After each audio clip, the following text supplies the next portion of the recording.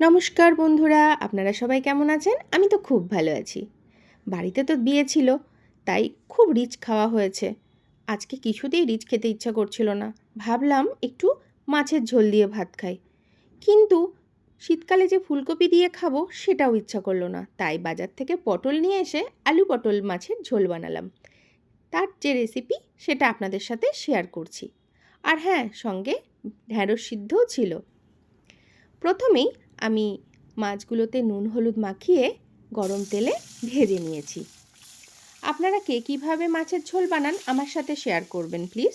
আমি নানানভাবে বানাই, আজ আমি একদম স্বাস্থ্যকরভাবে বানাবো। মানে আলু পটলটা আমি আলাদা করে ভেজে নেব না।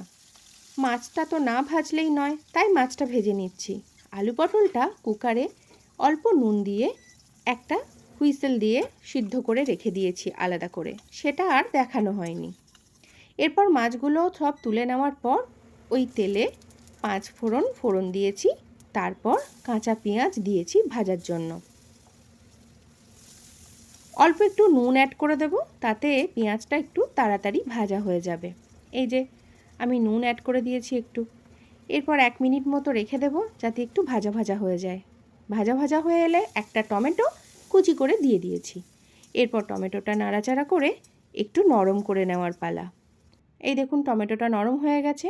এবার 1 চামচ করে করে হলুদ গুঁড়ো, লঙ্কা গুঁড়ো, জিরে গুঁড়ো আমি দিয়ে দিয়েছি। এই দেখুন, আপনারা এই সময় ইচ্ছা করলে এই গুঁড়ো মশলাগুলো অল্প একটু জলে মিশিয়ে তার মধ্যে দিতে পারেন। আমি আলাদা আলাদা করে দিলাম এবং লাস্টে একটু জল দিয়ে দেব। এই অবস্থায় 1/2 চামচ গরম মশলা গুঁড়ো একবারে দিয়ে দিয়েছি। এবার জল মিশিয়ে দেব, যাতে মশলাগুলো পুড়ে না যায়। এবার ভালো করে কষিয়ে নিতে হবে। কষানো হয়ে গেলে ওই যে আলু পটল সিদ্ধটা এই যে পুরোটা ঢেলে দেব। দেখেছেন কেমন ফুটে উঠেছে? ওটাও তো গরম ছিল, গরমের সঙ্গে মিশে একদম ফুটে উঠেছে। এই যে হয়ে গেছে। এবার এই ফুটন্ত ঝোলের মধ্যে আমি মাছগুলো দিয়ে দেব। এই দেখুন, ঝোলটার একটু লাগবে, তাই একটু জল মিশিয়ে দেওয়াই ভালো। সেই জন্য আমি একটু জলও অ্যাড করে দিয়েছি, কারণ একটাই তো ঝোল, সেটা দিয়েই ভাত খেতে হবে, তাই একটু বেশি পরিমাণেই লাগবে, তাই না? নুনটা টেস্ট করে দেখলাম একটু নুনও লাগবে, তাই আমি এই যে নুন দিয়ে দিলাম। ব্যাস, ফুটে উঠলেই হয়ে যাবে আমাদের মাছের ঝোল। এবার পরিবেশনের পালা।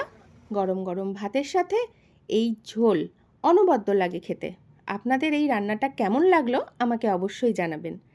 আর আমার এই ভিডিওটা যদি একটুও ভালো লেগে থাকে, প্লিজ আমার চ্যানেলটা সাবস্ক্রাইব আর ফলো করে দেবেন। আজ আসি, আপনারা সবাই ভালো থাকবেন। নমস্কার।